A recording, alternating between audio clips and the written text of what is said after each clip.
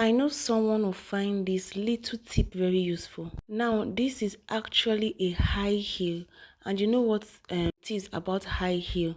Because of the way it is built with the shank, we made little adjustments. So we removed the heel and used something like this. So we stocked two tire to create a shorter heel for the customer because the actual heel she brought was already condemned.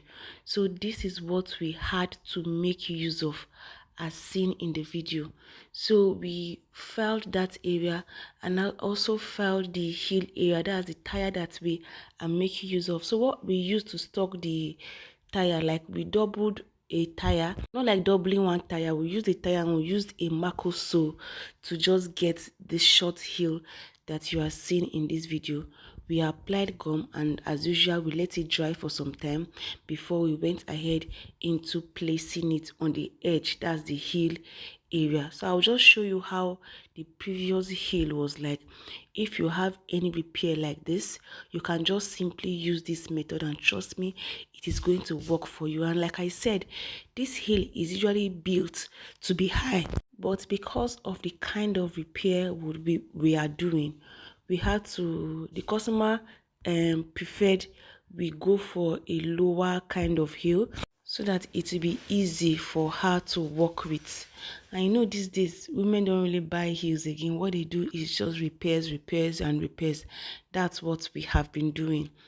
They are channeling their money into something else. I don't know, but yeah, if you find yourself in a situation like this, after placing the heel and you find holes around, what you are doing is you just use your iodide to just seal the area, because certainly you find holes, like holes showing their faces. So if you find yourself in this kind of situation, after hitting it little by little, you cover it up with your iodide, and we are done with this work.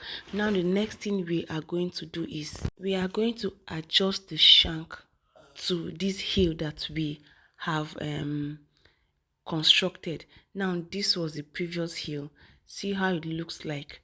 And attaching it back to the insole is quite difficult because we have to pull everything and wrap it. And when you ask them to bring money, they will tell you that it's just adjustment and they cannot afford to be paying that amount of money. So what we did was that we used our hammer to just hit the shank to align properly to this short heel we had created. Like I said, the shank of the heel is actually built for a high heel, but because we've created a low heel version for the heel, we had to hit the shank.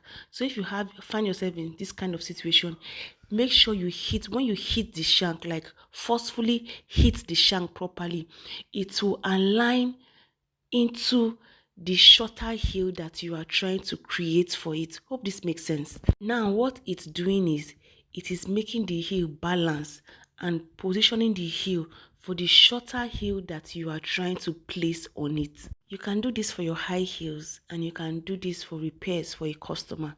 You can just give them this idea and trust me, they are going to buy it. So that's it for our little tip today. Hope you found it useful. See you in my next class, guys. Bye.